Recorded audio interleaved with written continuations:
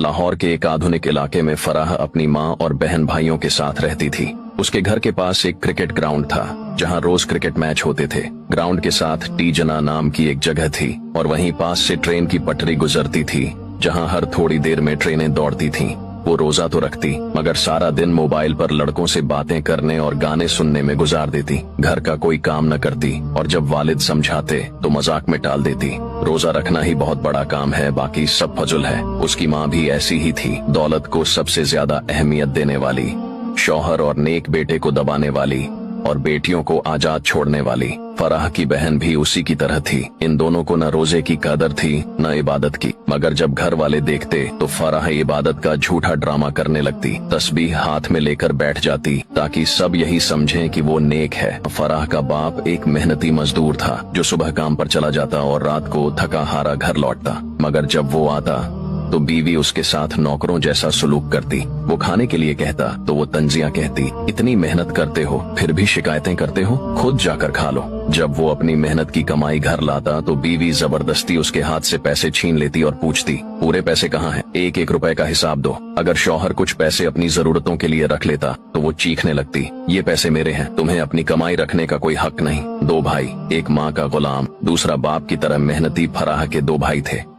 बड़ा भाई जो हमेशा माँ की बात मानता था, उसकी हर बात पर यकीन करता और घर की हर खबर जाकर माँ को बताता। अगर बाप या साजिद कोई बात करते या कोई रिश्तेदार आकर कुछ कहता तो वो फौरन माँ को जाकर खबर दे देता, अम्मी अब्बा ने आज ये कहा, साजिद ने ऐसे बोला, फलां रिश्तेदार ने ये कहा। माँ को उसकी यही आदत पसंद थी और वो उसे सबसे ज्यादा चाहती थी। लेकिन इस बड़े भाई को एक और जुनून था, क्रिकेट। वो हर वक्त क्रिकेट में गुम रहता, जहाँ जाता क्रिकेट क्रिकेट, बस क्रिकेट ही उसकी जिंदगी थी। घर में रहता तो टीवी पर क्रिकेट, बाहर जाता तो दोस्तों के साथ क्रिकेट, और अगर माँ उसे कोई काम कहती तो उसका एक ही जवाब होता, पहले मैच पूरा कर लूं फिर देखता हूँ। दूसरा भाई साजिद जो फराह से कुछ साल बड़ा था, अपने बाप की तरह मेहनती था, रोजाना मजदूरी करता, रात को थका हारा घर आता। वो न माँ का लाडला था न बहनों की तरह आजाद, बल्कि जिंदगी की सख्तियों का सामना कर रहा था। साजिद का निकाह हो चुका था और जब वो रात को आता तो थोड़ा सा वक्त निकालकर अपनी बीवी से मोहब्बत से बातें करता, मगर माँ को ये भी बर्दाश्त न था। वो तंज के तीर चलाती,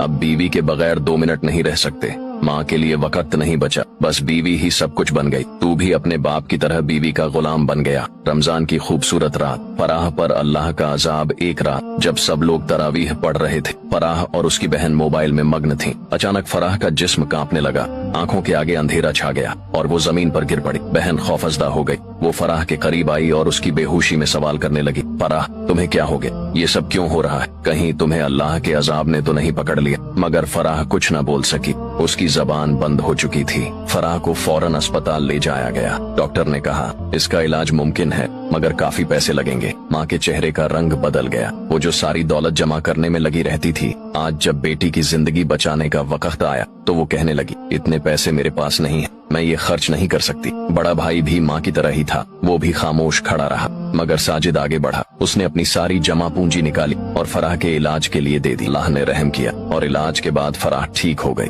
आंख खुलते ही उसकी आंखों से आंसू जारी हो गए। वो रोती हुई साजिद के गले लग गई और रोते रोते कहने लगी, भाई मैंने बहुत गुनाह किए हैं, मैंने बहुत गलत रास्ता इख्तियार किया, मैं अल्लाह से माफी मांगना चाहती हूँ। अब वो मोबाइल छोड़ चुकी थी, मौसीकी और गाने छोड़ चुकी थी, लड़कों से बातें छोड़ चुकी थी और दिल से तौबा कर चुकी थी। वो माँ के पास गई और कहा, अम्मी अल्लाह ने मुझे दूसरा मौका दिया है, आप भी अपनी गलतियों से तौबा कर लें, पैसों की मोहब्बत छोड़ दें, अल्लाह की मोहब्बत इख्तियार कर लें। रमजान हमें सिखाता है कि गुनाह पर पर्दा डालने से कुछ नहीं होता। अल्लाह सब जानता है, लेकिन जो दिल से तौबा करे अल्लाह उसके लिए रास्ते खोल देता है। तौबा का दरवाजा बंद होने से पहले लौट आना ही असल कामयाबी है।